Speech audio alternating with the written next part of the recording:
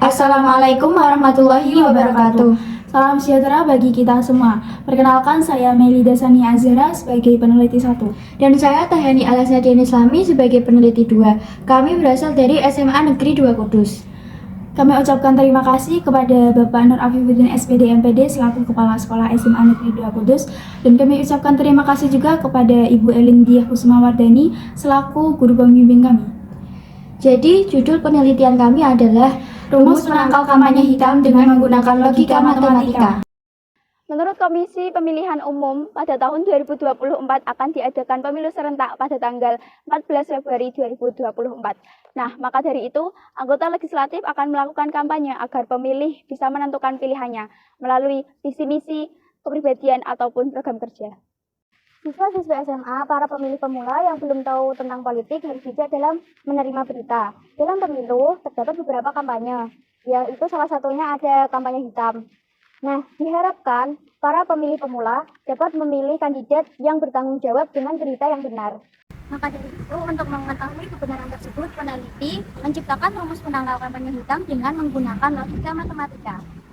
Pada penelitian kali ini ada beberapa tujuannya. Yang pertama, memberi pengetahuan kepada pemilih pemula. Yang kedua, dapat membuktikan kebenaran menggunakan logika matematika. Yang ketiga, dapat mengaplikasikan rumus logika matematika.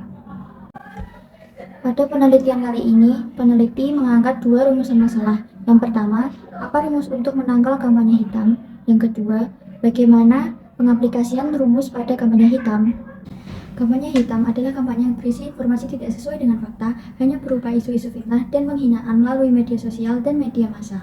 Pernyataan merupakan kalimat yang mempunyai nilai pernyataan benar atau salah, namun tidak sekaligus keduanya. Contohnya dari kalimat pernyataan adalah Bapak Joko Widodo merupakan Presiden Republik Indonesia. Kalimat terbuka merupakan kalimat yang memuat variabel, sehingga belum dapat ditentukan nilai kebenarannya. Contohnya seperti, ayahku merupakan seorang yang tampan. Karena tampan itu relatif, maka kalimat tersebut disebut sebagai kalimat terbuka.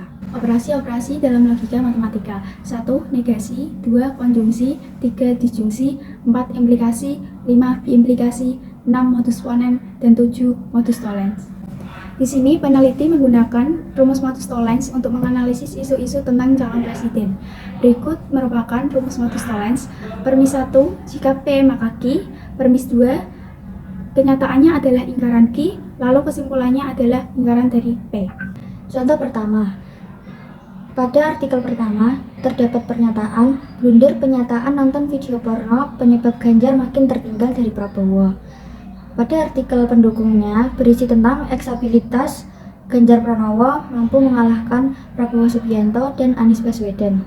Jika dimasukkan ke dalam rumus, premis 1 berisi jika Ganjar Pranowo menonton video porno, maka eksabilitas Ganjar Pranowo makin tertinggal dengan Prabowo Subianto. Premis 2 berisi eksabilitas Ganjar Pranowo mampu mengalahkan Prabowo Subianto. Kesimpulannya, Ganjar Pranowo tidak menonton video porno. Jadi, berdasarkan analisis rumus modus tollens, Ganjar Pranowo tidak menonton video porno, sehingga dapat dinyatakan artikel 1 tidak benar dan merupakan kampanye hitam. Selanjutnya, pada contoh yang kedua, pada artikel pertama menyatakan Prabowo kalah telak dari Ganjar. Selanjutnya, pada artikel pendukungnya menyatakan Prabowo deklarasi relawan di kandang banteng. Jika pernyataan tersebut dimasukkan ke dalam rumus, maka permis 1, jika Prabowo Subianto kalah telak dari Ganjar Pranowo, maka Prabowo Subianto memutuskan untuk mundur dari Capres 2024. Sedangkan permis 2, Prabowo Subianto memutuskan untuk tidak mundur dari Capres 2024. Untuk kesimpulannya, Prabowo Subianto memutuskan untuk tidak mundur dari Capres 2024. Jadi, berdasarkan analisis rumus modus tollens, Prabowo Subianto memutuskan untuk tidak mundur dari Capres 2024, sehingga dapat dinyatakan artikel 1 tidak benar dan merupakan kampanye hitam. Kesimpulannya adalah, pada penelitian kali ini, kita menggunakan logika matematika sebagai dasar peneliti penangkalan kampanye hitam. Dari teori logika matematika menggunakan modus tollens untuk menyatakan kebenaran suatu pernyataan. Langkah-langkah pengaplikasian rumus kampanye hitam. Yang pertama, mencari artikel yang terdapat pada media sosial. Yang kedua, artikel pertama dijadikan sebagai permis 1 dan mencari artikel pendukung sebagai permis 2. Yang ketiga, dianalisis dengan menggunakan rumus modus tollens. Yang keempat, disimpulkan sehingga dapat menentukan kebenaran dari artikel tersebut. Say no black and bench with mathematics logic.